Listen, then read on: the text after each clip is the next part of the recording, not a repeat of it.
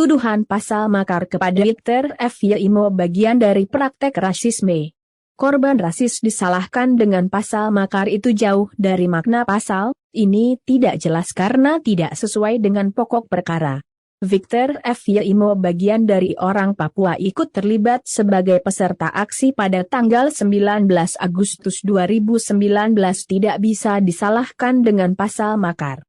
Makna pasal makar adalah ketika seseorang merencanakan pembunuhan presiden, kudeta pemerintahan yang sah dan diganti dengan pemerintahan baru. Jadi pasal makar kepada Victor F. Imo itu jauh dari makna pasal makar. Karena rakyat Papua lakukan aksi demo damai tanggal 19 Agustus 2019, di mana Victor Imo ikut sebagai peserta aksi pada saat itu bukan merencanakan kudeta pemerintahan atau membunuh presiden ataupun pejabat negara yang sah.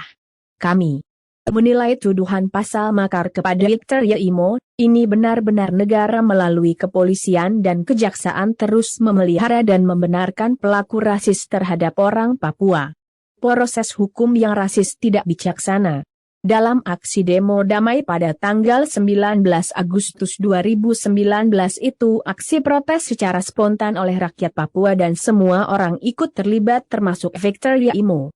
Aksi tanggal 19 itu berjalan damai, semua turun di jalan menuju kantor gubernur Provinsi Papua.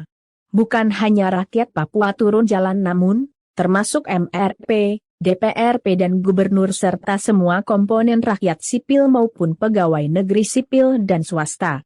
Jadi mau dihukum semua orang Papua dihukum dengan pasal makar. Gubernur, MRP dan DPRP PNS orang asli Papua, bukan hanya di Jayapura namun di seluruh tanah Papua Sorong sampai Merauke. Demo damai itu dilakukan secara spontan oleh rakyat Papua dan turun jalan pada tanggal 19 Agustus 2019. Tidak ada aktor atau otak dari aksi tanggal 19 itu, Victor Imo peserta aksi bagian dari korban rasis. Kemudian selesai aksi di kantor gubernur Provinsi Papua semua orang membubarkan diri secara damai dan tidak ada aksi anarkis.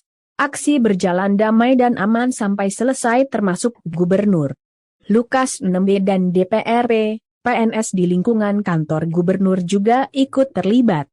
Sementara aksi susulan kedua pada tanggal 22 Agustus 2019 berakhir dengan anarkis itu Victor Imo tidak ikut terlibat. Menjelang aksi susulan KNPB secara organisasi mengeluarkan himbauan umum untuk tidak ikut terlibat. Jadi saat aksi susulan kedua Victor Imo pun tidak ikut terlibat berdasarkan sikap organisasi. Dengan demikian pasal makar yang dituduhkan tidak benar. Pasal yang dituduh kepada Victor Imo bagian dari upaya kriminalisasi dan bentuk rasisme. Oleh karena itu negara segera bebaskan Victor Imo tanpa proses hukum. Karena untuk aksi rasisme itu 7 tapol sudah menjalani hukuman. Wans Suhuniap Jubir.